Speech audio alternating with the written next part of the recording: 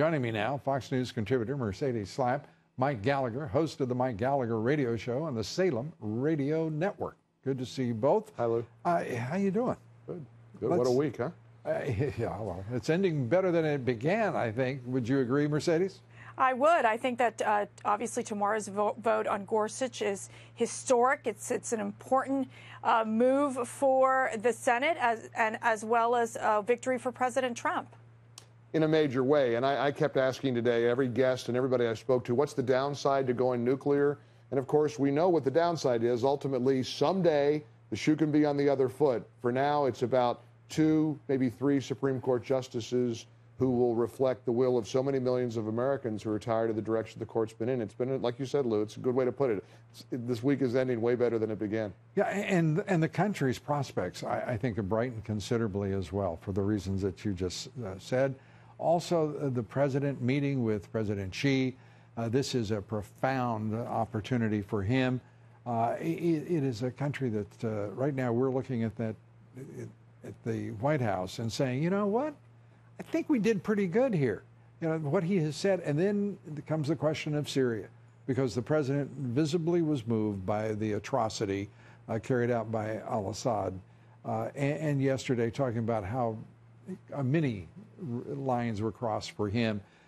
Mercedes, are you at all reticent for military intervention on the part of this country? It's something that I worry about in a way, Lou. You know, one of the things I've noticed with the Trump supporters is the fact they don't like this idea of going into war or military action in Syria. And what we're seeing is that because we've seen these change of events happening in Syria, obviously this attack, we're using chemical weapons, you're seeing a shift happening in the Trump administration, where now Tillerson is coming out and basically saying that, you know, they don't believe that Assad should be there to govern as a president anymore. Astounding when you astounding because President Trump campaigned against nation building and regime change. And when I'm sorry, Mercedes, but when you talk about that shift, it's as if Trump supporters then are expected to have that shift along with the administration. Right. And, you know, the talk radio world, the world that I spend my day job in, is full of Trump supporters. I was astounded today at the pushback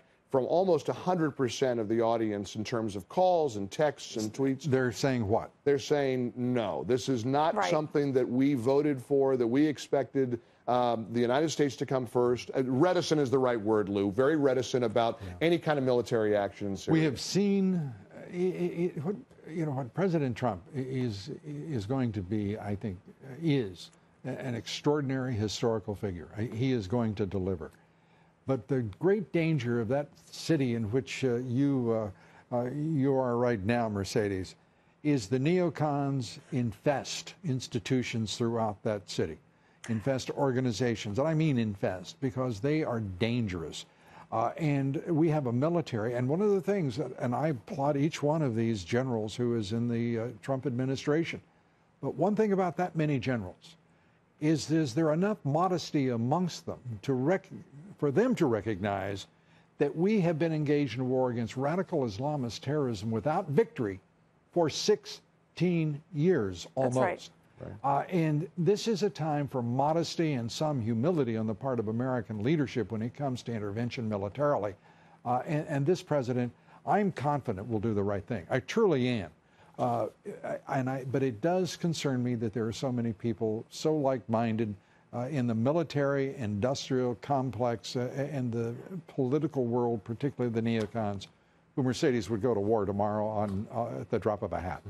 Right, and I think, you know, for President Trump, those pictures, it was very emotional for him. I think for President Trump, it's time for him to pause, really reflect on what are the next steps in terms of how you're going to deal with Syria, because an airstrike, that's just not going to be enough to basically weaken Assad. Right. But notice, too, the way the president this week was humbled, as you said, that humility, Lou, over these images of these children. Doesn't get any credit for that in the mainstream media. No, of course not. Nobody's going to point that out in the mainstream media. And you know that that he was obviously moved by it. But the record is that this is, if you will, the benign neglect that is an atrocity in itself on the part of his predecessor, who did nothing over 8 long years.